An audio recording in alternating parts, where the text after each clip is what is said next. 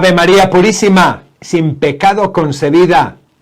Bienvenidos a este curso de Mariología que estamos dando y bienvenidos a este momento de reflexión y de oración sobre la Santísima Virgen María. Muchísimas felicidades por haberse tomado el tiempo de participar en nuestras clases y están ustedes bienvenidos. Como dijimos en la primera unidad que tuvimos, en la primera clase que tuvimos, hicimos una pequeña introducción explicando qué es la teología.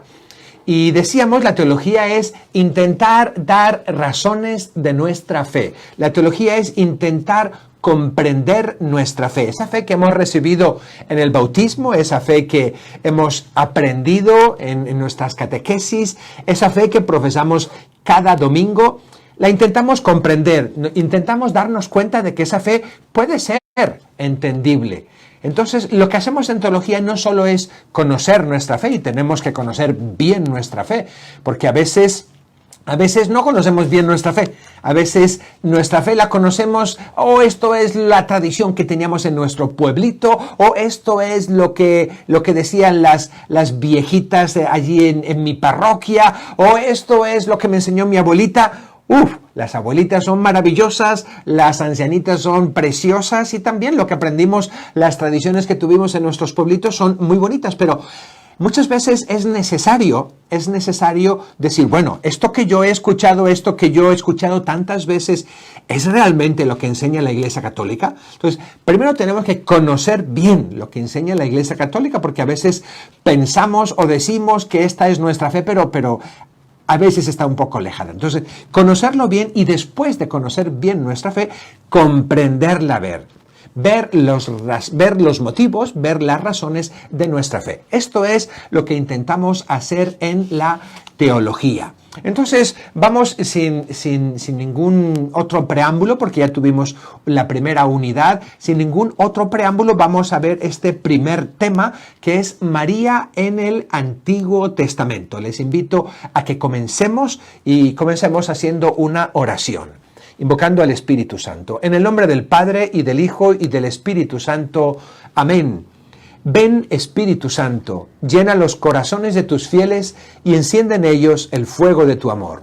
Envía tu Espíritu Creador y renueva la faz de la tierra. Oremos, oh Dios, que has iluminado los corazones de tus hijos con la luz del Espíritu Santo. Haznos dóciles a tus inspiraciones, para gustar siempre el bien y gozar de su consuelo. Por Jesucristo nuestro Señor. Amén. En el nombre del Padre, y del Hijo, y del Espíritu Santo. Amén. Comenzamos siempre invocando al Espíritu Santo, pidiendo al Espíritu Santo que nos haga entender las cosas, que nos haga entender con nuestra mente las cosas y que después las lleve a nuestro corazón para amarlas, para amar a Dios y para amar a nuestra fe y para amar a la Virgen Santísima con todo nuestro corazón. Bien, el tema que vamos a ver hoy es María en el Antiguo Testamento.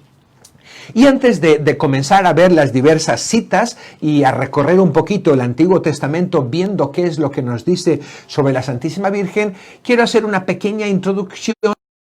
Sagrada Escritura y teología. ¿Qué relación tiene la Sagrada Escritura con la teología? Lo vimos ya en nuestra clase introductoria. Dijimos que la Sagrada Escritura es la fuente de donde nace la teología y la fuente a la que la teología va a enriquecerse y va a beber. De esa fuente se nutre.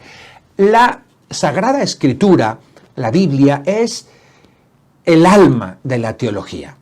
La Sagrada Escritura es el alma de la teología. No se puede hacer teología sin Sagrada Escritura. Así es que cuando nos acercamos a hacer teología, cuando nos acercamos a comprender la teología, comprender nuestra fe, tenemos que acercarnos a la Escritura y comprender qué es lo que Dios nos quiso revelar. Muchas veces podemos tener un acercamiento a la Escritura pues demasiado literal. Leo la Escritura y lo que dice la Escritura, ya está, me lo creo. Bueno, no tenemos que quedarnos en la literalidad y muchas veces no vamos a entender. Tenemos nosotros expresiones que son súper comunes en nuestra lengua, pero que que después vamos a otras lenguas y nos damos cuenta de que no existen. Lo mismo nos pasa con la Sagrada Escritura. Hay expresiones en la Sagrada Escritura que quieren decir algo y que si no lo conocemos nos vamos a quedar sin comprenderlo. No sé, por ejemplo, yo en español digo, yo tengo un montón de amigos. Cualquier persona extranjera que me escuche va a decir, pero ¿cómo tiene un montón? Tiene amigos amontonados uno encima de otro. ¿Qué es eso de un montón?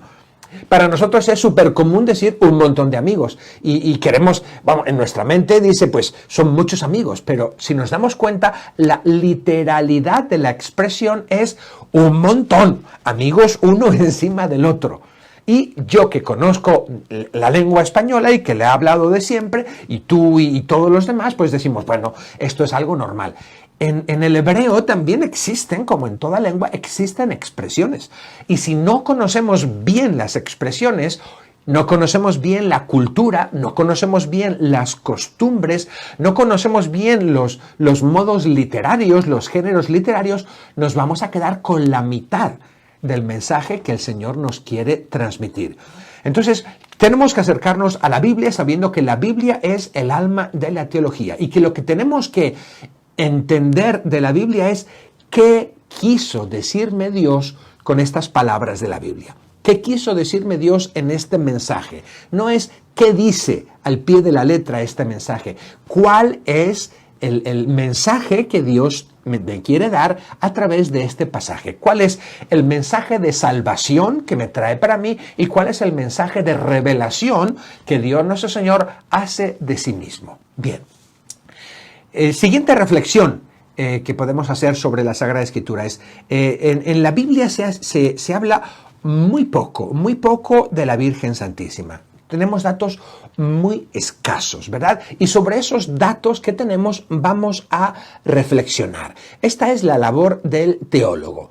El teólogo ustedes los que están escuchándome en la clase, son teólogos, ¿verdad? Porque están intentando comprender la fe. Pues lo que tienen que hacer es tomar la Escritura y reflexionar sobre la palabra de Dios. Tratar de sacar de la Escritura, como dice Mateo 13:52, tratar de sacar tesoros nuevos y antiguos. De ese libro tan antiguo podemos ir sacando tesoros nuevos, podemos ir comprendiendo cada vez mejor la Sagrada Escritura, podemos ir profundizando en el conocimiento, ¿verdad?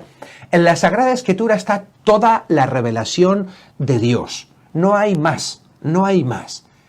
Los dogmas que después ha dado la Iglesia están contenidos en la Sagrada Escritura. No es que son diferentes. La Iglesia no intenta hacer dogmas diferentes o crear dogmas diferentes. Lo que la Iglesia hace cuando proclama un dogma nuevo no es hacer algo diferente, es haber entendido en mayor profundidad y haber, por así decir, sacado un tesoro nuevo de ese libro viejo y siempre nuevo que es la Sagrada Escritura. Bien, entonces esta reflexión teológica que haremos nosotros y que han hecho durante siglos teólogos y estudiosos de la Biblia, esa reflexión teológica, esa meditación y reflexión teológica nos va a llevar a nuevas profundizaciones, nuevas implicaciones de lo que Dios nuestro Señor nos ha revelado. Llegaremos a certezas que están ya incluidas en la revelación. Es como Dios nuestro Señor nos da la palabra y la palabra pues en muchos pasajes de la Sagrada Escritura son clarísimos y hablan muy claros y no hay manera de interpretarlos. O sea, no matarás, no hay ninguna manera de entenderlo de otra manera, no matarás, punto. No mentirás, no engañas a nadie, no mentirás, ¿verdad? Pero hay otros pasajes de la Sagrada Escritura que no necesitamos inventarnos cosas de ellos, pero sí necesitamos comprenderlos bien. A algunas personas no les gusta el término interpretar la Escritura. Bueno, pues si no quieres utilizar el término interpretar la Escritura, puedes utilizar el término entender bien la Escritura. Entender qué es lo que me quería decir el escritor sagrado, o sea, Dios mismo, qué es lo que me quería decir con este pasaje. Esto es muy importante. Vamos ahorita a ver textos sobre la Santísima Virgen y tenemos que tenerlo esto en cuenta. Bien. En la Sagrada Escritura la Sagrada Escritura, leer la Sagrada Escritura, la óptica para entender toda la Sagrada Escritura, ¿cuál ustedes creen que es esa óptica? ¿Con qué lupa o con qué telescopio o con qué microscopio tenemos que enfocar la Sagrada Escritura? ¿Qué es lo que da luz a toda la Sagrada Escritura? Efectivamente, Jesucristo. Jesucristo es la palabra encarnada.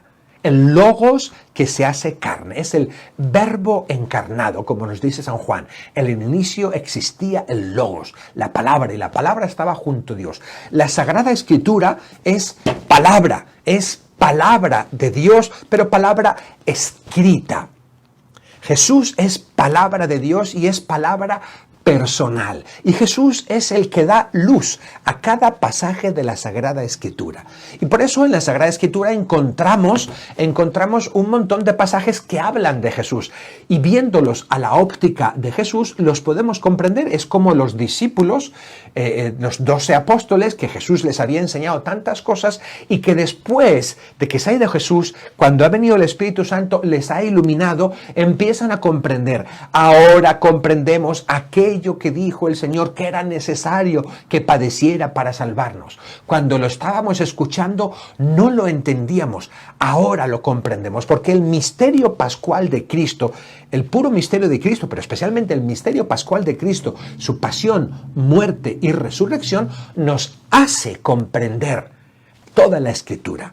Y vemos la Escritura bajo el prisma de Jesús. Eso es bien importante. Hay muchos elementos y muchos personajes en la Escritura y muchos escritos en la Escritura que en sí mismo son reales, que en sí mismo son un mensaje en sí mismo, pero que también a nosotros nos evocan cosas vistas a través de Cristo, ¿verdad? Eso es lo que se llama la tipología o modelos aplicables. Hay imágenes, figuras, personajes que son típicos en cuanto que son prototipos, ¿verdad? Y a través de ellos encontramos, por ejemplo, tenemos al primer hombre, que es Adán, el primer hombre de una estirpe, ¿verdad? Visto a los ojos de Cristo, y San Pablo así nos lo explica, lee la Escritura desde esa tipología cristológica. Viéndolo a la luz de Cristo, dice, pues Jesús es como Adán, y le llama a Jesús nuevo Adán. Por supuesto que Jesús no es Adán, pero es, en ese sentido típico, es el prototipo y el que comienza y encabeza esa nueva creación, ser creados en la gracia de Dios nuestro Señor. Bien. Otro elemento que quiero señalarles antes de empezar a ver los diversos pasajes, como les decía, tenemos datos muy escasos de la Santísima Virgen en la Sagrada Escritura, y en el Antiguo Testamento tenemos datos escasísimos, muy pocos. Hay muy pocos textos que nos hablan de la Santísima Virgen. Y si tú quieres encontrar un texto que diga la Santísima Virgen María va a ser la Madre de Jesús, no lo vas a encontrar. Te ahorro el que estés buscándolo porque no lo vas a encontrar. Hay textos que se refieren directamente a ella y otros textos que no se refieren directamente a ella, pero que se le pueden aplicar. Vamos a intentar entonces, y la Iglesia es lo que ha hecho, meditando la Iglesia y las personas dentro de la Iglesia, tanto jerarquía, teólogos, santos padres, como el mismo pueblo, siempre ha tenido un amor grande a la Madre de Jesús, un amor tierno a la Madre de Jesús. La Iglesia siempre ha pensado que si Jesús le tuvo un amor tierno a su madre, porque nosotros no le vamos a tener un amor tierno también a ella, amar lo que Jesús amaba. Si Jesús le tuvo tanto cariño a su madre, ¿por qué nosotros no le vamos a tener también cariño? No hay ninguna cosa mala.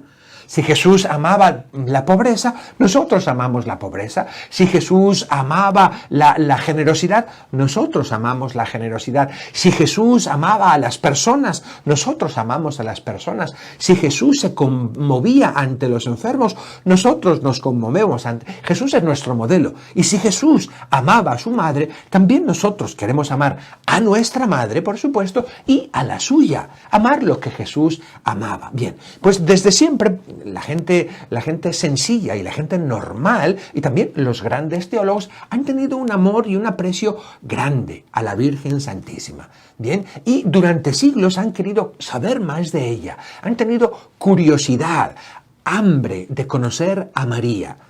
Y los poquitos textos que hay en la Escritura, pues los han estudiado y los han estudiado y los han estudiado y los han desentrañado y los han reflexionado y han ido sacando consecuencias y consecuencias y consecuencias y han ido construyendo a lo largo de los siglos la Mariología que tenemos nosotros ahora. Por supuesto, en el inicio de los siglos nadie decía así directamente, María tuvo inmaculada concepción. Quizá nadie lo decía así directamente, ¿verdad? O quizá nadie decía, María fue asunta en cuerpo y alma al cielo. Quizá decía así, pero a través de los siglos, con los datos que hemos tenido y con la tradición que hemos tenido, hemos llegado a comprender y después elaborar esa teología mariana, esa mariología que tenemos ahora. Entonces, hemos ido a lo largo de los siglos descubriendo las riquezas de María. Y con ese amor, con ese celo, con ese cariño, leyendo la Escritura, todas esas personas durante los siglos, leyendo la Escritura en el Antiguo Testamento, han ido encontrando, esto se le puede aplicar muy bien a la Santísima Virgen. No es que el texto hablara directamente de la Santísima Virgen, pero es aplicable a la Santísima Virgen. Posiblemente este texto hablaba de Israel como la esposa del Señor, o hablaba de una reina, o hablaba de algún personaje real, ¿verdad? Pero el pueblo cristiano se lo ha querido también aplicar a la Virgen María. Se le aplica directamente a ella, aunque no se hable de ella. ¿Ok? Bien. Entonces, en el Antiguo Testamento podemos encontrar, ya pasamos a la página 2, si tienen sus apuntes impresos, ¿verdad? Vamos a pasar entonces a ver María en el Antiguo Testamento. ¿Están preparados? ¿Tienen su Biblia, su Antiguo Testamento? Varias personas me preguntan, Padre, ¿qué edición de la Biblia podemos tener? Bueno, pues consíguete la que esté accesible a tu bolsa, ¿verdad? Si ya tienes una Biblia, usa esa Biblia. No es necesario que compres otra Biblia. La mayoría de las Biblias son buenas Biblias, ¿ok? Algunas tienen unas mejores traducciones, otras tienen traducciones un poco no tan buenas, un poco más difíciles de comprender, pero la mayoría de las Biblias son buenas Biblias. Hay Biblias que tienen comentarios, que tienen explicaciones, y eso nos puede ayudar a comprender un poco más y acercarnos con un poquito más de provecho a la Sagrada Escritura. Bien, tomar una Biblia y leerla así de repente, sin tener formación y sin tener conocimientos, puede ser un poco arriesgado.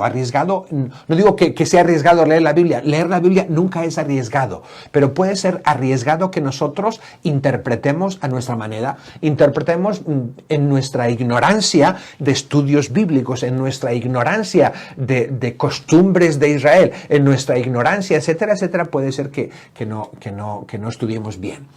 Ok, entonces, el Concilio Vaticano II, en la Constitución Dogmática sobre la Iglesia, la Lumen Gentium, el Concilio Vaticano II fue una reunión de obispos que se tuvo en 1965 en adelante, ¿verdad? Y en ese concilio se hicieron diversos documentos. En todos los concilios, en todas las reuniones de obispos, se terminan haciendo documentos. Pues en ese concilio se hicieron documentos, y uno de los documentos es una constitución apostólica llamada Lumen Gentium, que habla de los textos mariológicos. En la última parte de esta Lumen Gentium habla de María en su representación en la Iglesia. María en el misterio cristológico y en el misterio de la Iglesia. Bien, y dice que hay dos textos fundamentales en el Antiguo Testamento. El primer texto es Génesis 3:15, que lo estudiaremos, y el segundo texto es Isaías 7:14. Génesis 3:15 y Isaías 7:14. Bien, esos son los dos grandes textos. Vamos a iniciar ahorita con algunos otros textos, ¿verdad?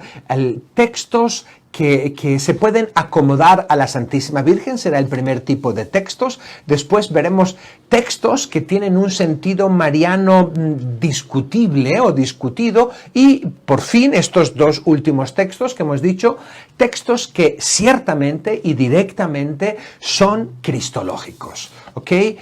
Poncho, perdón, disculpen, tenemos la batería dice que está a 10%, yo no sé qué es lo que tengas que hacer, está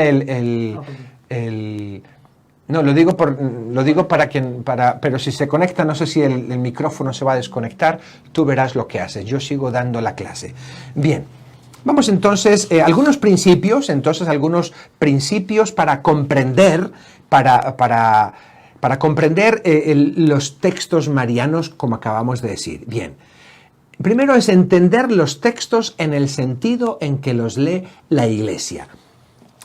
La Biblia, la palabra de Dios, como dijimos, es una entrega. ¿Se acuerdan la clase pasada? Dijimos que Dios, nuestro Señor, se entrega a sí mismo. Y esa entrega que Dios hace de sí mismo es la revelación. Dios se reveló en el Antiguo Testamento a través de teofanías. Dios se reveló en el Antiguo Testamento, primero que nada, a través de la creación. Dios después a través de teofanías. Dios se revela a través de los profetas, etcétera, etcétera, etcétera. Y la revelación máxima, culmen del Señor, es la revelación por medio de su Hijo. Dios se revela por medio de su Hijo. Bien.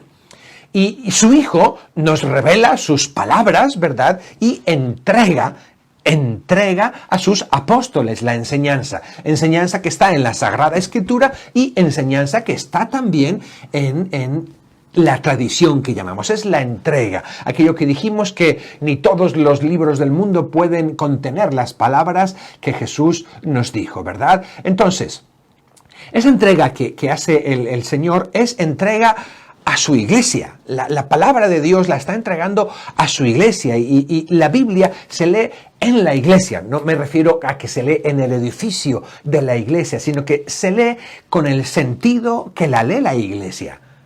La palabra de Dios se lee en la comunidad de la iglesia, en comunión con la fe de la iglesia. Entonces ese es un elemento.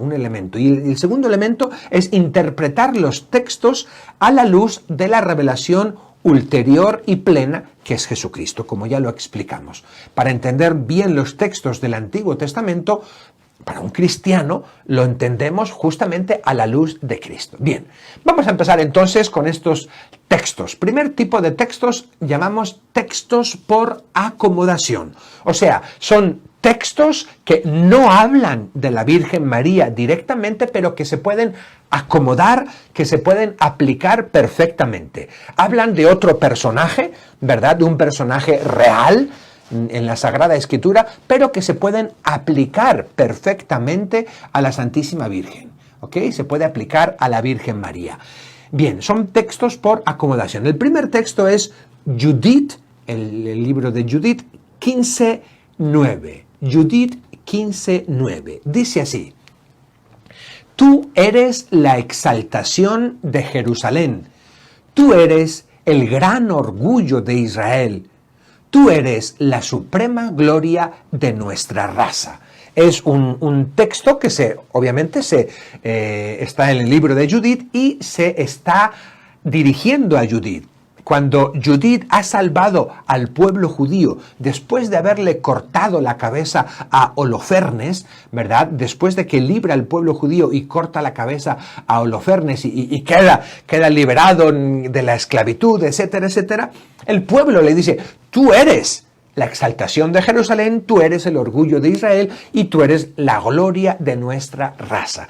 Un texto acomodado a Judith, más bien dirigido a Judith, es un texto que también se puede acomodar a la Santísima Virgen, ¿ok?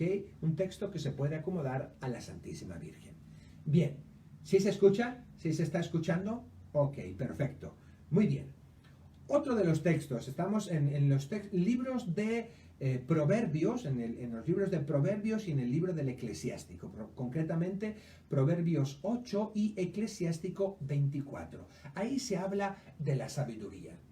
Se está hablando de la sabiduría y los textos hablan directamente sobre la sabiduría que es bella, que es espiritual, que estaba con Dios, que estaba junto a Dios, etcétera, etcétera, se aplican también, de alguna manera, se aplican a la Santísima Virgen María.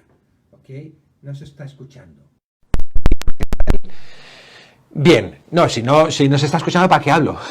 Ahora sí, ok, muy bien, ya hemos conectado el micrófono, espero que no se corte, porque quedan 10 de batería, disculpen. Bien, vamos allá, en el libro de las Crónicas, el primer libro de las Crónicas, capítulo 15, versículos 3 al 4, y capítulo 16, versículo al 2, y en general todas las partes que nos habla de el Arca de la Alianza.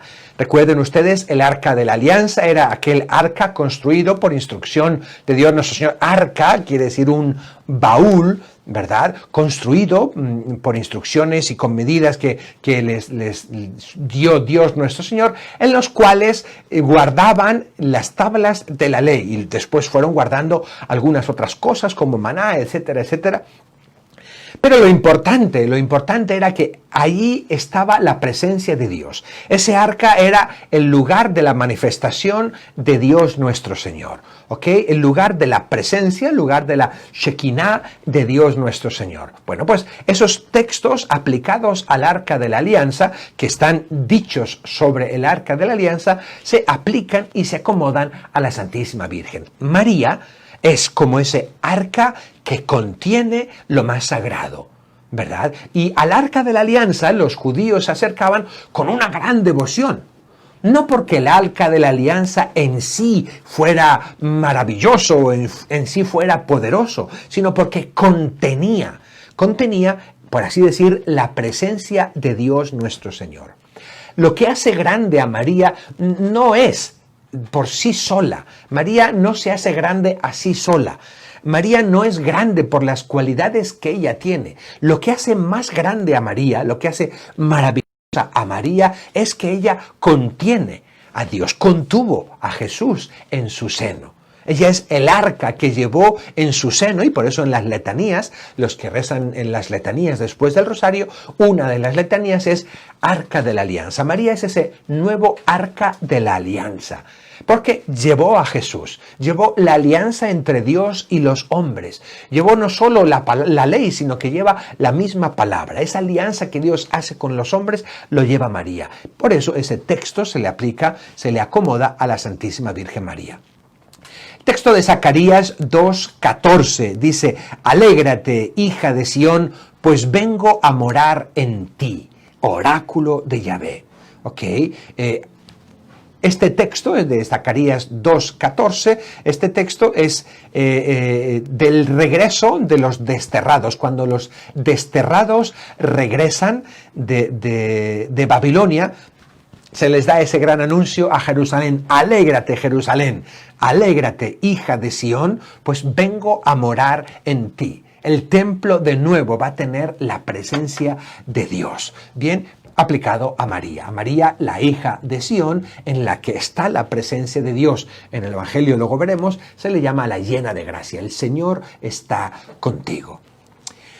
Está ese otro texto de los Reyes 18, 44, 45, lo paso, el texto de Génesis 28, 12, 13, sobre la escala de Jacob, dice: y tuvo Jacob un sueño, soñó en una escalera apoyada en tierra cuya cima tocaba los cielos, y aquí que los ángeles del cielo subían y bajaban por ella, y Jacob vio que Yahvé estaba sobre ella. ¿Okay? María como esa escalera. Por supuesto, está hablando de un sueño que tuvo Jacob, y está totalmente y directamente referido a esa escala de ese sueño que tuvo Jacob, pero se puede acomodar a la Santísima Virgen. Lo acomodamos a la Santísima Virgen diciendo: María es también esa escalera que nos lleva a Dios, esa escalera por la que podemos subir a Dios, pero muchísimo más, porque como dice el texto, Dios estaba ahí. Yahvé estaba sobre ella.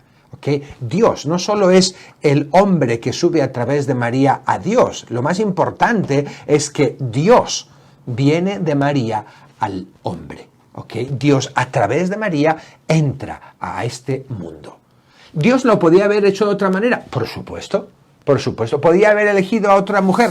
La podría haber elegido. Dios podría haber venido tal cual.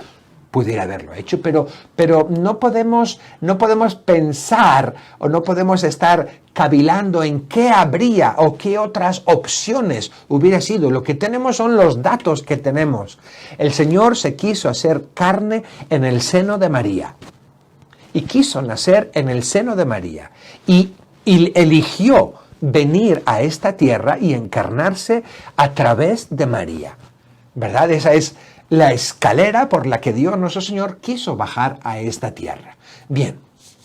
Tenemos también, en el Cantar de los Cantares, también la relación entre el esposo y la esposa, esa esposa que se le puede en algunos pasajes, ¿verdad?, acomodar a María. Hay muchísimos pasajes que se pueden aplicar a la Virgen Santísima, ¿verdad? Se habla de Arca de la Alianza, se habla de Torre de David, de Jardín encerrado, de Aurora de la mañana, de hermosa como la luna, brillante como el sol, etcétera, etcétera. Todos esos son textos que se pueden acomodar a la Santísima Virgen María. Vamos a ver el segundo tipo de textos. ¿Sí me he explicado bien sobre los primeros textos? ¿Sí me he explicado bien? Son textos en que no hablan directamente de María, pero que se pueden aplicar a ella, que se pueden acomodar a ella.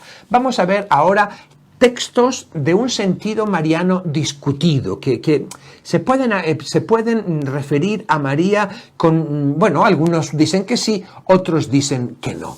Bien, está el texto de Jeremías 31, 22. Yahvé ha creado una novedad en el país.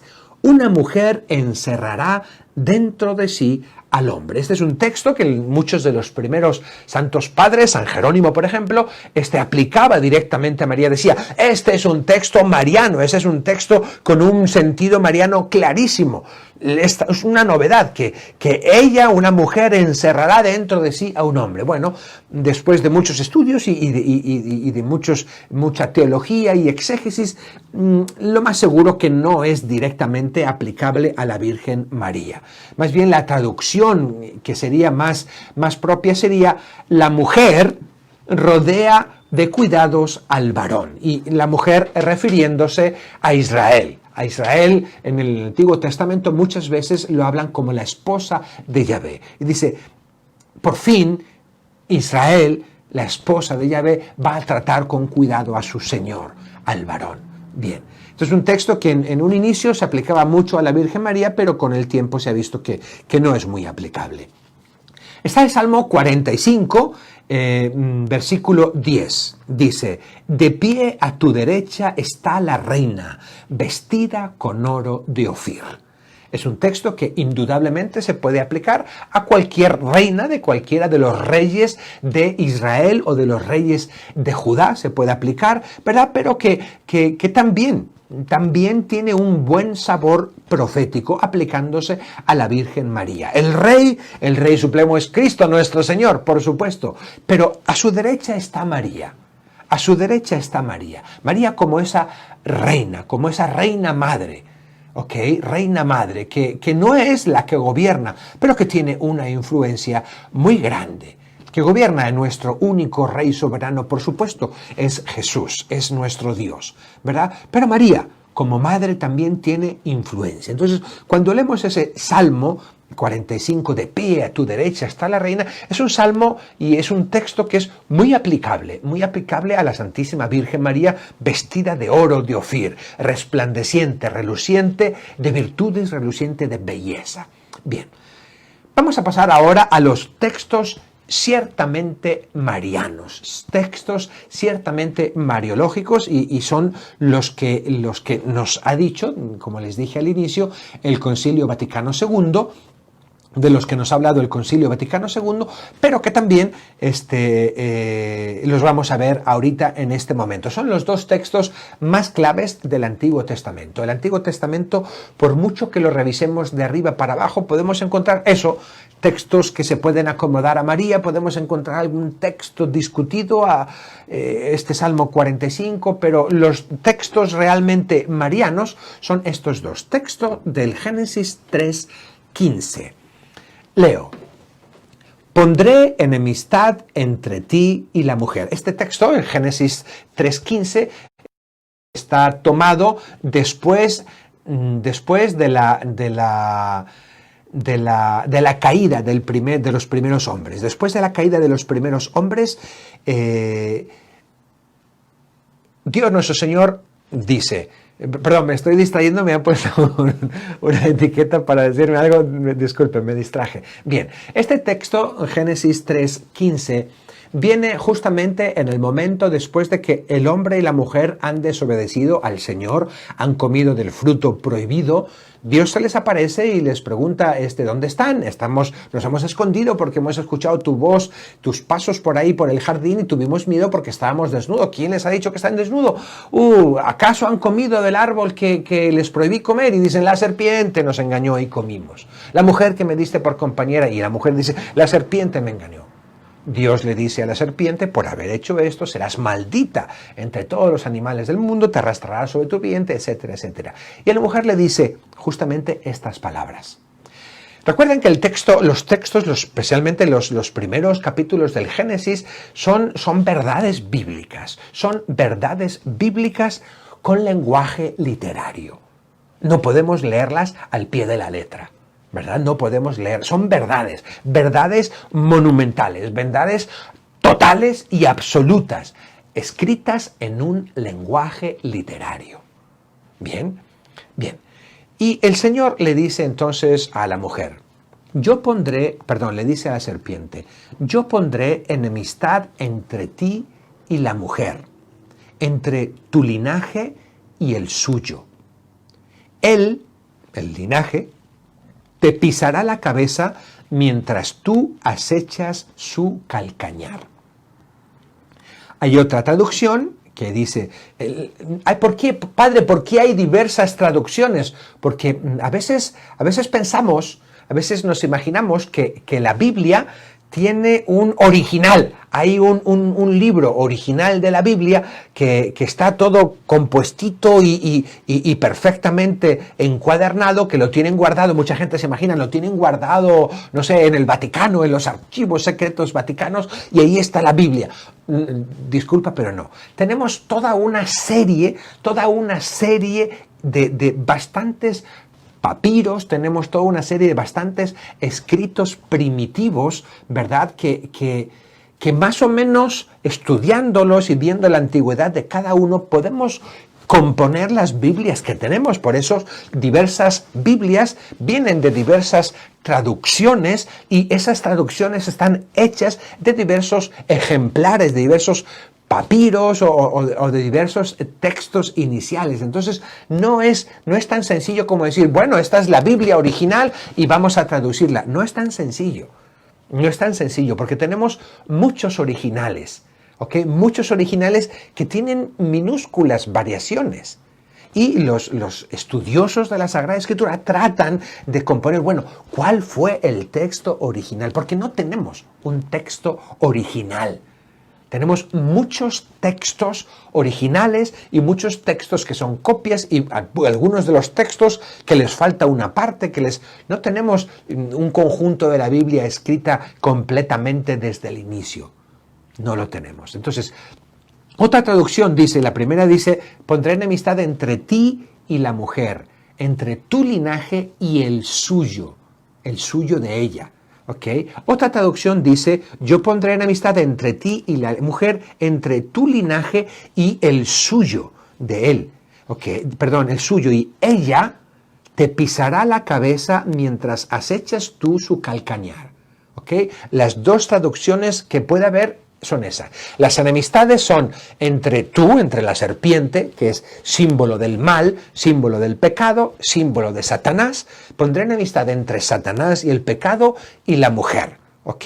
Y pondré enemistad entre tu linaje, el linaje del mal, los pecados, la maldad, y el linaje de la mujer, que lo aplicamos a Jesucristo. Y después viene la variante, dependiendo de qué texto tienes. En unos textos dice, el linaje te pisará la cabeza. Y otros textos dicen, ella te pisará la cabeza. ¿Ok? Entonces, ¿cuál de los dos es el original? Los dos pueden estar bien. Los dos pueden estar bien. Nosotros tomamos ese texto con la traducción, ella te pisará la cabeza mientras tú acechas su calcañar. Padre, en las Biblias católicas sale ella te pisará y en las Biblias protestantes te sale él te pisará. No lo sé, yo aquí tengo una Biblia protestante, vamos a ver qué es lo que dice en Génesis 3. Tengo la Reina Valera actualizada.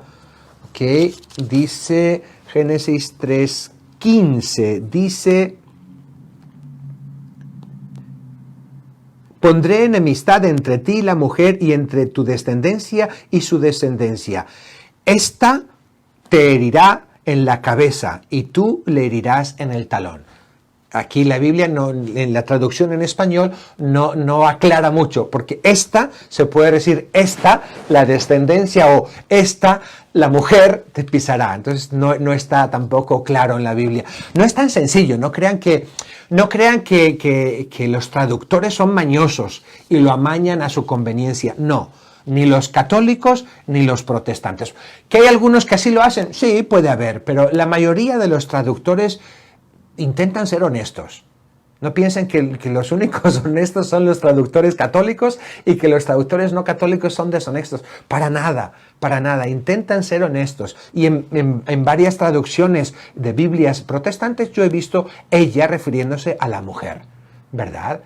Entonces, bien, lo tomamos así. Lo primero que podemos decir de este pasaje, es que primero que nada, es un oráculo de Yahvé. Es un oráculo de Yahvé. ¿A qué me refiero? Es Dios el que está hablando. No es un profeta el que está hablando. No es un profeta el que está dando este oráculo. Es Dios mismo. Es la palabra de Dios. Dios le dice a la serpiente. ¿Okay? Recuerden, es todo un pasaje que es cierto, pero con ropaje literario. Bien, entonces tiene la máxima autoridad al ser un oráculo de Yahvé. Segunda cosa que podemos decir, a este pasaje de Génesis 3:15 lo solemos llamar el protoevangelio, o sea, el primer evangelio o el primer anuncio de salvación, la primera noticia. El evangelio es el euangelon, es la buena noticia. ¿Y cuál es la buena noticia? Jesús. ¿La buena noticia cuál es? La salvación. Pues bueno, ya desde aquí, desde el inicio de la Biblia, desde el capítulo 3 de la Biblia, ya se nos da la buena noticia. Vendrá la descendencia de la mujer y salvará al mundo del mal. Y esa enemistad es creada entre el mal y la mujer, ¿verdad? Y entre el linaje de la mujer y el linaje del mal. Bien. ¿Qué más podemos decir? Bien, muchas personas, hay diferentes maneras de acercarnos a este texto. Hay personas que se acercan a este texto y ven un sentido natural y dicen, bueno, simplemente esta es una manera en que el escritor de la Biblia, una manera natural en que el escritor de la Biblia nos está explicando la enemistad entre los hombres y las víboras, simplemente. Esa es una lectura natural, ¿verdad? Con sentido natural. Hay una lectura moral en que dice, bueno, es una explicación de la lucha del bien y el mal. Ok, bien. Hay otro sentido, es el sentido salvífico, el sentido de decir, es una explicación en la que, sí, no solo es una lucha entre el bien y el mal, una lucha que está ahí muy par, no, sino que es una lucha en que el bien vence, ok, es salvífico y hay una salvación. Y justamente es el siguiente sentido, es el sentido mesiánico cristológico, ¿ok? Este texto lo ven simplemente y solamente algunas personas, solamente aplicada a Jesús, a Cristo como Salvador. Este texto nos está poniendo una profecía, un oráculo de Yahvé, de que vendrá el Salvador. Vendrá un Salvador que pisará la serpiente, que vencerá el mal. Bien, y está por último, que ese también lo usamos nosotros, ¿verdad? Y por último viene el sentido mariológico, ¿ok? El Mesías Salvador, ese del sentido cristológico, soteriológico, viene por medio de una mujer. Viene por medio de una mujer. Ese Salvador es nacido de una mujer. Y esa mujer tiene puntos muy similares al Salvador.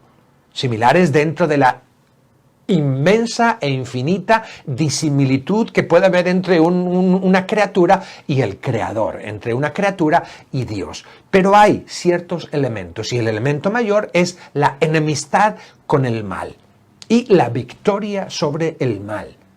María como vencedora sobre el mal. La serpiente intenta morderle, pero no lo logra. Ella le aplasta la cabeza. Bien, María es una vencedora del mal. Siempre. Y aunque la serpiente le quiera morder, no lo consigue, ¿verdad? Porque ella está en victoria. No solo está en enemistad, no solo son enemigos mortales, sino que María es victoriosa sobre el mal. Ella y su descendencia, o sea, Jesús, son victoriosos sobre el mal. Bien, las enemistades aquí son clarísimas. Las enemistades que se ponen entre Satanás, el mal y el pecado, y María y su descendencia son clarísimas. Y la victoria también es clarísima. Aunque la serpiente, aunque el mar intente, pues recuerden el texto, recuerden el ambiente del texto. En Génesis 3:15. Los versículos anteriores nos hablan de los primeros padres de Adán y Eva en el paraíso. Nos hablan en comunión con Dios. Nos hablan que hablaban con Dios, que Dios bajaba a visitarlos, que conversaban con Dios. De vuelta, verdades en lenguaje literario. Nos hablan de una comunión y una cercanía con Dios total. Y nos hablaban de un desconocimiento del mal. Estos primeros padres, estos primeros Adán y Eva, estaban en un desconocimiento absoluto del mal. No cometían el mal. Estaban en plena comunión con Dios. Y lo que está haciendo este texto del protoevangelio del Génesis 3:15 está como diciendo, esta mujer que viene, que va a pisar la serpiente, va a estar igual que estaban Adán y Eva antes de la caída. Esta enemistad y esta victoria va a ser victoria y que va a continuar en comunión con Dios. ¿Okay? Esa victoria que no lograron obtener Adán y Eva porque cayeron, esta mujer, aunque la serpiente lo intentó con Adán y Eva y lo consiguió. Aunque lo intente con María, no lo va a conseguir, porque María le va a pisar a la serpiente. ¿Okay? Es una victoria total. Victoria no por la fuerza de María, no es María la que vence en sí misma, es por la fuerza de Dios. Por supuesto que María también es colaboradora, por supuesto que María es gloriosa. María no solo es un instrumento como una marioneta, no, María también dijo un sí. Y su victoria sobre el mal es una victoria continua. Así como Adán y Eva pudieron vencer el mal, así como Adán y Eva tuvieron la oportunidad de vencer el mal y de haber obedecido a Dios y no lo hicieron, María también tuvo, por así decir, la posibilidad de haber fallado como Adán y Eva. Pero no, ella venció. Ella logró pisar a la serpiente. Y esto es precioso. Tenemos una madre que ha pisado a la serpiente. Una madre que nunca fue mordida por la serpiente. Una madre en la que el mal no anidó nunca. Una madre que fue capaz de vencer la tentación. Tenemos una madre, Eva, y un padre, Adán, que no fueron capaces. Y que esa armonía tan maravillosa que tenían con la naturaleza se les destruyó. Se les destruyó y les dice el Señor, pues ahora si quieres comer vas a tener que escarbar. Y luego el mal va a estar a tu acecho. Y tú, a la mujer le dice, tú vas a parir con dolores. Y hay un conflicto con la naturaleza, hay un conflicto entre ellos, porque empiezan a discutir, ella me engañó, la serpiente me engañó, no sé qué y no sé cuánto, y un conflicto con el cosmos entero y un conflicto con Dios. El pecado creó una desarmonía absoluta que estamos sufriendo hasta ahora. Estamos sufriendo las consecuencias del pecado hasta ahora. Y muchos me dicen, padre, pero si yo no estaba allá en el jardín, ¿qué culpa tengo yo? Tú no tienes ninguna culpa. En cierto sentido, tú no tienes ninguna culpa, pero no puedes gozar de esa estabilidad y no puedes gozar de esa comunión que perdió tu padre. Imagínate que tu padre es un millonario, que tiene un montón de millones, y un montón de mansiones, y un montón de carros, y un montón de todo. ¿Te lo imaginas? Uf, imagínatelo. Imagínate que tu padre es un supermillonario.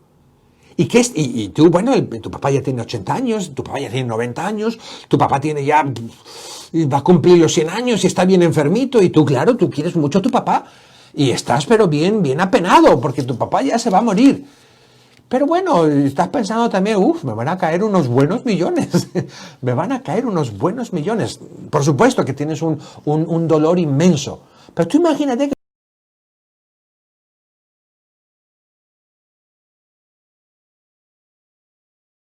o hizo lo que fuera, ¿verdad? Más o menos algo así, eso es un ejemplo, ¿verdad? Pero más o menos, la Virgen está encinta y va a dar a luz un hijo, al que pondrá por nombre Emmanuel.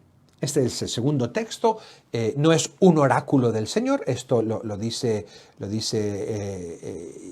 el profeta Isaías, que normalmente entre los judíos y, bueno, es también normalmente lo que se espera, derechos, lo mismo, ¿verdad? Más textos que tenemos más propiamente marianos. ¿Ok? Lo dejo aquí, ya terminamos con estos textos. Mañana podemos un poco terminar de aterrizar y veremos mañana quedar. Vamos a tener ahorita la oración de la noche.